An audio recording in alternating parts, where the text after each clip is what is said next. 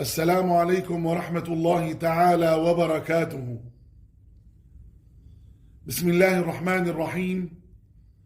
الحمد لله رب العالمين، وأفضل الصلاة وأتم التسليم على سيدنا محمد وعلى آله وأصحابه أجمعين.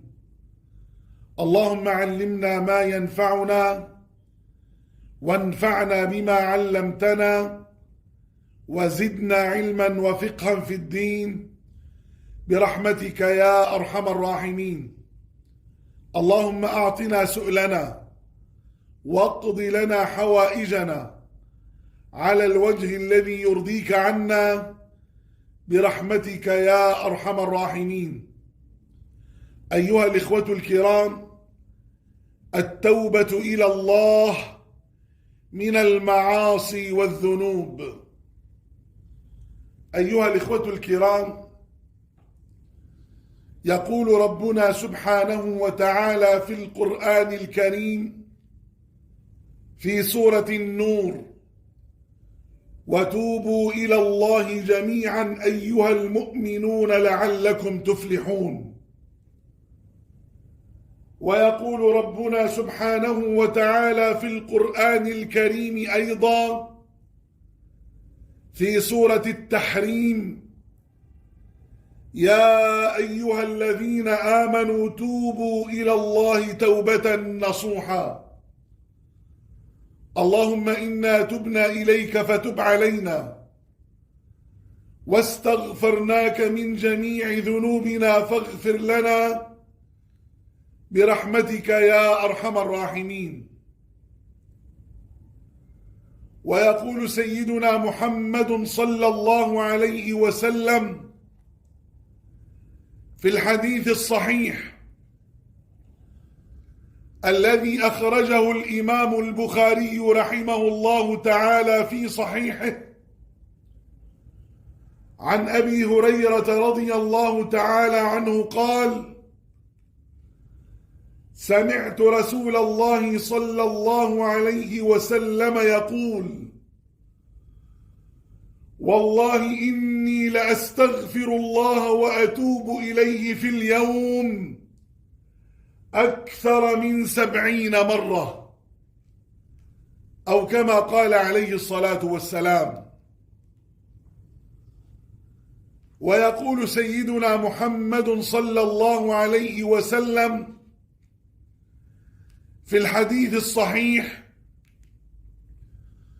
الذي أخرجه الإمام مسلم رحمه الله تعالى في صحيحه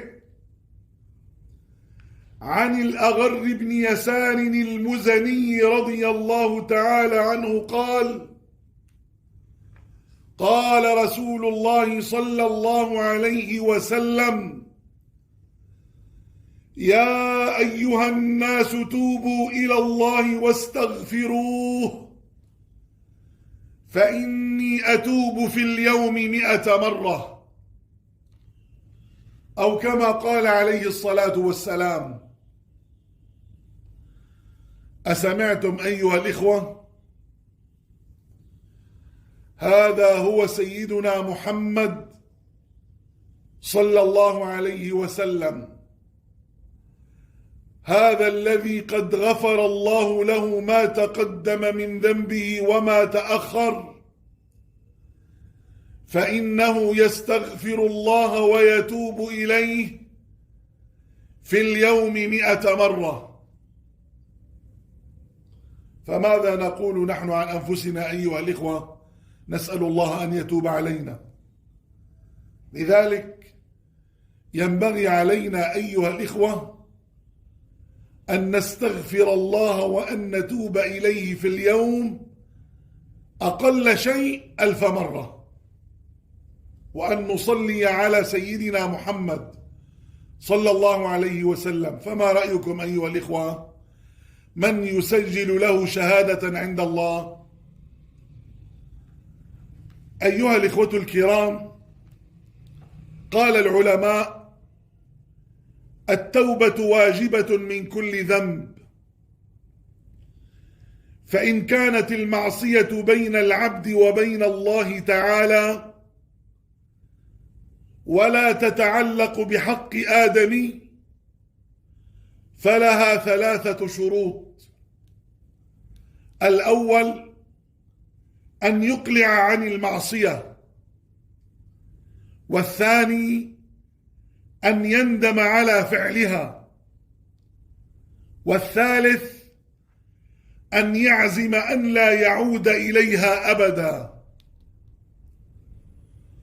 وإذا كانت المعصية تتعلق بآدم فشروطها 4. هذه الشروط 3. والشرط الرابع أن يبرأ من حق صاحبها، فإن كانت مالا أو نحوه رده إليه، يعني إن كانت مالا أو متاعا رده إليه. وإن كانت غيبة استحله منها، أي طلب السماح والحل أن يسامحه. لا حول ولا قوة إلا بالله. اليوم الله يتوب علينا، اليوم لا تكاد أن تخلو مجالسنا من الغيبة والنميمة، وهذا كل واحد حكينا عليه بدنا نروح نقول له سامحنا. الله يتوب علينا يا رب، الله يتوب علينا. ويجب أن يتوب من جميع الذنوب، فإن تاب من بعضها صحت توبته عند أهل الحق من ذلك الذنب وبقي عليه الباقي. يعني ما معنى هذا الكلام أيها الإخوان؟ ما معنى هذا الكلام؟ يعني من نقول عبد، وأقول كلمة عبد أيها الإخوة لأنها تطلق على الذكر والأنثى. عبد مبتلى بأنه غير محافظ على صلاته، يقطع بعض الفرائض لا يصليها، يعني صلاته مشأشأة. بالمناسبة أيها الإخوة، يلي صلاته مشأشأة حياته مشأشأة من الآخير يعني. ويأكل مالا حراما، يغتاب الناس، يفضح الناس، يشمت بالناس، يعير الناس، يتجسس على الناس، قاطع لرحمه، عاق لوالديه، بيلعب بالطاولة. بيقولوا لك لعب بالطاولة أستاذ حرام، نعم حرام. بيلعب بالشدة، اللعب بالشدة أستاذ حرام، نعم حرام. والمرأة تخرج من بيتها متبرجة وواضعة للمكياج، يستمع للأغاني الماجنة والفاضحة، يظلم الناس ويؤذي الناس ويغش الناس، ويحتكر السلع والمواد الغذائية من أجل رفع الأسعار، ويأخذ الرشوة ولا يرحم الناس. اليوم ما في رحمة، لا حول ولا قوة إلا بالله.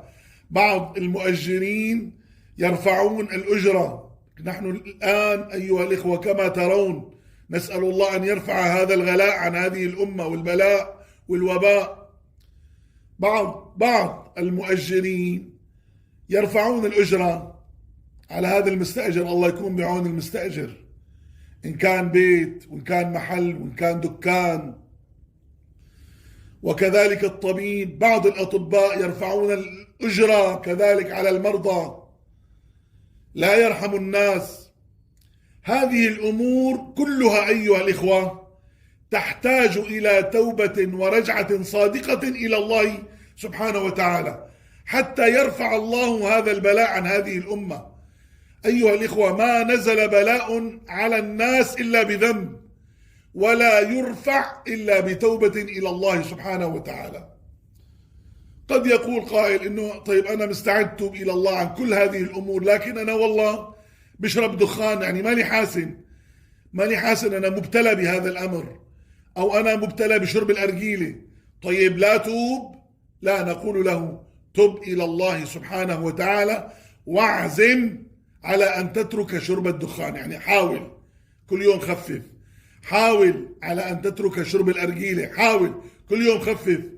والله يا أستاذ أنا مبتلى بسهرة، بلعب بالشدة كل أسبوع، بلعب أنا ورفقاتي. للأسف لو كان في سهرة قرآن أو مجلس علم ما بنروح عليه إلا ما رحم ربي.